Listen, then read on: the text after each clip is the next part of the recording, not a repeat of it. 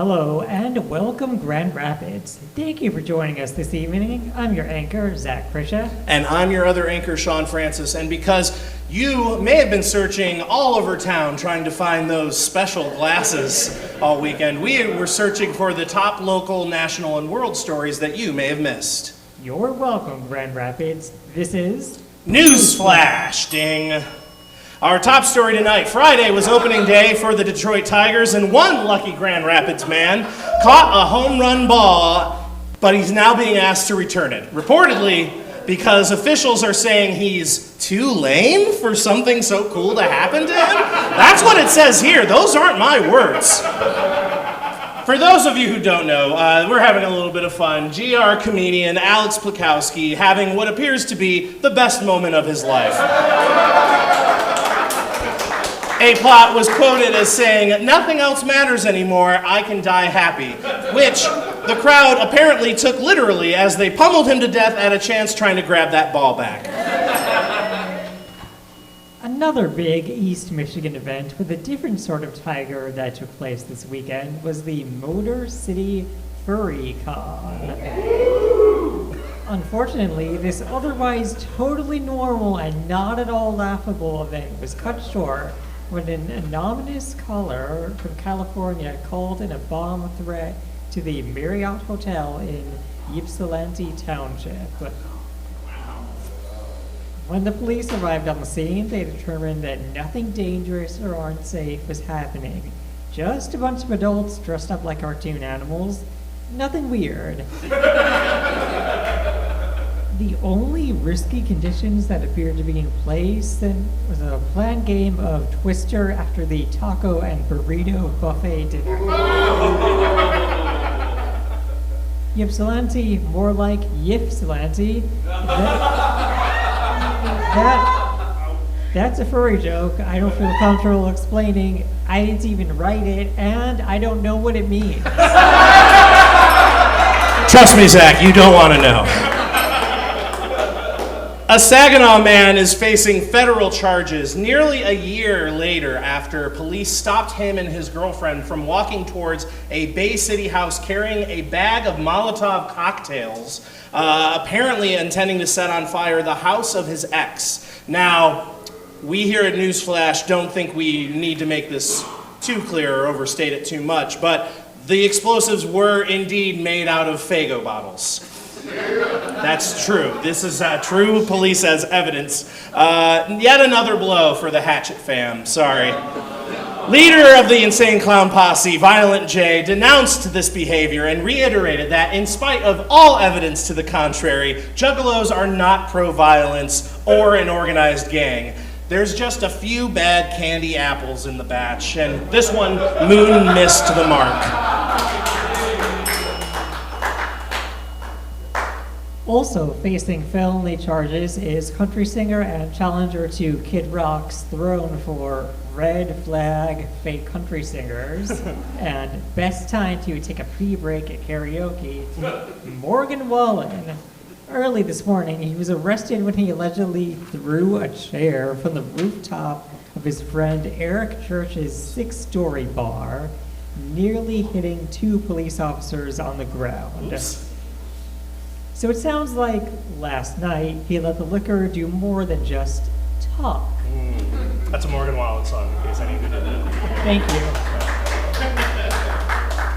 It's almost like the guy who got soft canceled for drunkenly yelling the N-word has a bad relationship with alcohol. Who knew? Shifting to South Korea, you know, the one without the scary man-child in charge. Last weekend, President Yoon Suk-yeol inaugurated a section of the first line of the brand new Great Train Express, a high-speed train service that experts hope will boost the declining birth rate. Yeah, you heard that right. Some of you sound confused by that statement. Now, they don't think that people are going to start getting really turned on by trains all of a sudden, although that might be the case for some. No kink shaming. You know, we love furries and train-ease. But in reality, they hope that young people in the city might choose to buy homes on the outskirts in the country, farther away where it's easier to raise a family. So these fast trains will help them get home to hump in a hurry. Meanwhile, passengers who don't want kids will still have options available, including practicing safe transits, entering via the caboose, or making sure that their train pulls out in time.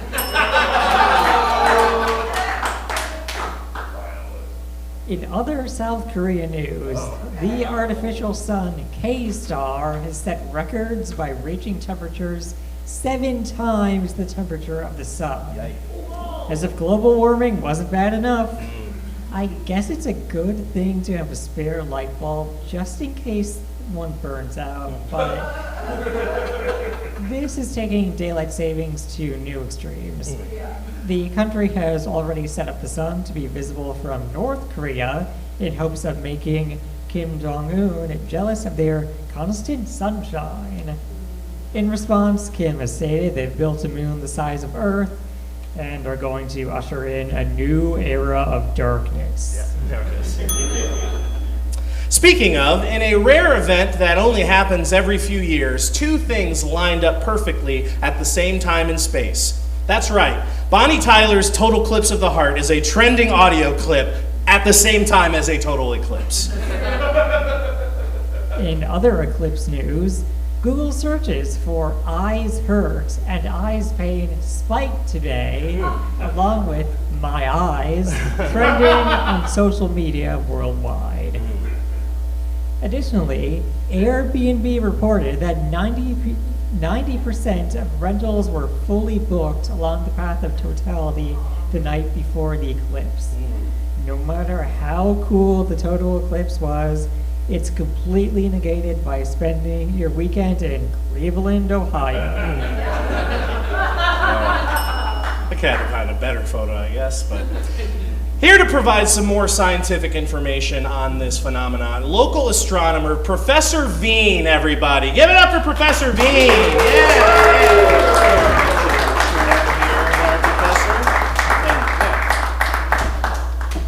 There you go. Thank you. So, Professor Veen, right?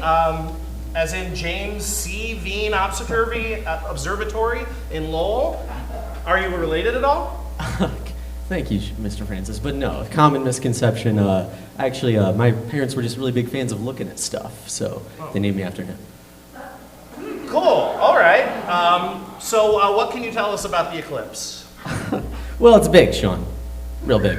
Probably the biggest thing in the sky today. Yeah. Sure. Yeah, it's a big day in the astronomy world. I, can't wait to experience it. Can't wait to harness the power of the sun and hopefully develop superpowers. And yeah, I'm actually just stopping here before heading to Cleveland, and so I can be within the path of totality. Professor, I hate to be the one to break the bad news, but you know that the eclipse already happened today. Oh, that's rich. I love when morning shows like this have a sense of humor. We are in a morning show. It is 7:24 p.m. All right. I know I spend a lot of time at the observatory, but I also know that April Fool's was last week. Very, very funny. No. Very funny, gentlemen.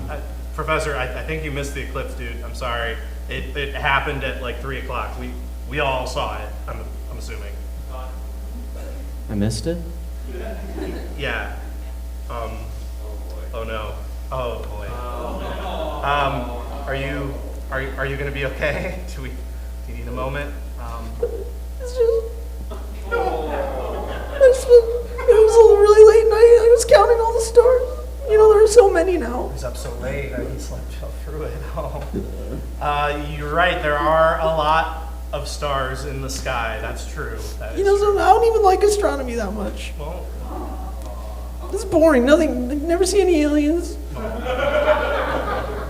Our telescope sucks. You can barely see Mars. It's the closest one.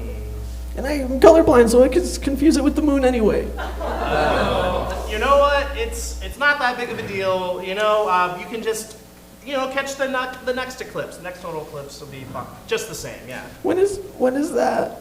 Shouldn't he know that?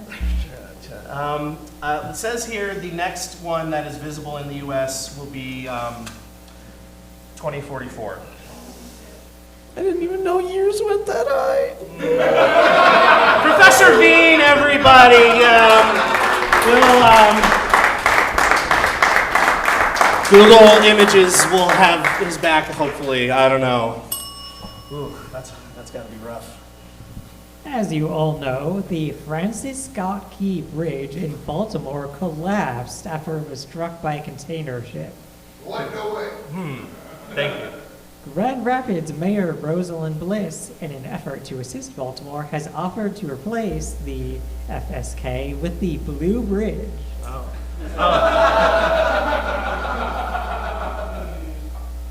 And when Baltimore explained that the bridge was simply not the correct size for their needs, Bliss said, "Please just take it. I'm sick of seeing the photos." A 70-million-year-old dinosaur skeleton was found in southern France, fully intact and connected from skull to tail, which we can only surmise tells us that in life, this was one pragmatic dinosaur. He saw the meteor coming and he didn't lose his head. I mean, it makes sense that this was in France. I mean, this has got to be the most pretentious dinosaur ever, right? Nobody touch me. I want to be perfect. I will be the best skeleton of all time. Where's his cigarettes? Spooky American.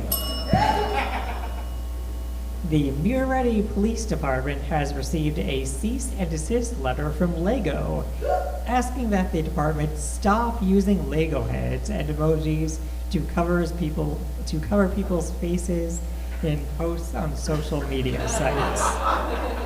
The police claim the practice was to remain compliant with the law restricting exposure of suspects' personal privacy, including mugshots and other booking photos. Maybe they should switch to Duplos or Little People. Nobody cares about those toys. In other branded content news, Heinz has put up ketchup dispensing billboards outside of certain restaurants in Chicago that are well known for refusing to offer their product. So yeah, that's revenge best served cold, I guess. I'm not sure if the goal was to have Chicagoans walk into the restaurant with Heinz in their hand, like condiment rebels ready, or is it they're maybe gonna hope that they chuck the ketchup at the restaurant like a pre-smashed tomato, or maybe they just know that sometimes you just gotta give your bottle a little love, right? Know what I'm saying? Zach knows what I'm talking about, right? No. Ypsilanti. I didn't write that. Speaking of ketchup, the British comedian Ed Gamble was forced to edit the subway posters promoting his upcoming show, Hot Diggity Dog, because the image of a hot dog violates the London Underground's ban on junk food advertising. This new version swaps out the hot dog with a cucumber, but everything else remains the same, which Real. This is 100% real. implies something far more controversial: a literal veggie dog. Now, speaking personally, I will eat a cucumber with ketchup and honey mustard on it right now. What? Yeah, Well, I don't know if we have time for this, Zach. I'd even do it without honey mustard. I don't think the people want to see that. I don't think they can. This, he has it ready to go. Wow. I guess this is happening. Okay. Wow, and it's a pre-packaged like fast food ketchup as well, which we didn't think about how long it would take to tear open, but I guess this is as good as any ending that we can think of. Here, do you want help? You on a hand? Oh, you got it. Oh, he's gonna tear it open at the bottom there. Okay. All right, and guess we're gonna go. Oh, again, gotta get one for safety. Oh, you can do better than that. You can. Yeah, there it goes. This is getting more uncomfortable by the second. No, it's not your fault. It's. Yeah, I get it. No, it's just you're really getting it in there, and it's. Yeah. All right. What do you think? What do you think? It's good. All right, yeah, give it up for Zach, everybody. We'd like to thank our writers for NewsFlash this week, and if you'd like to see your name up here, you can submit your jokes to comedyoutletmondays@gmail.com with the subject, NewsFlash Tips. All right. Yeah, you can follow us on Facebook, YouTube, Instagram, watch videos of past shows, get lineups for future shows, find our forums so you can put your act on our stage if you want, and learn about other ways to get involved. And if you can't wait for that, you can hop up on stage at the end of the show during our free open improv jam. That's right. But now, Grand Rapids, you're welcome. Newsflash, this is Comedy Outlet Monday.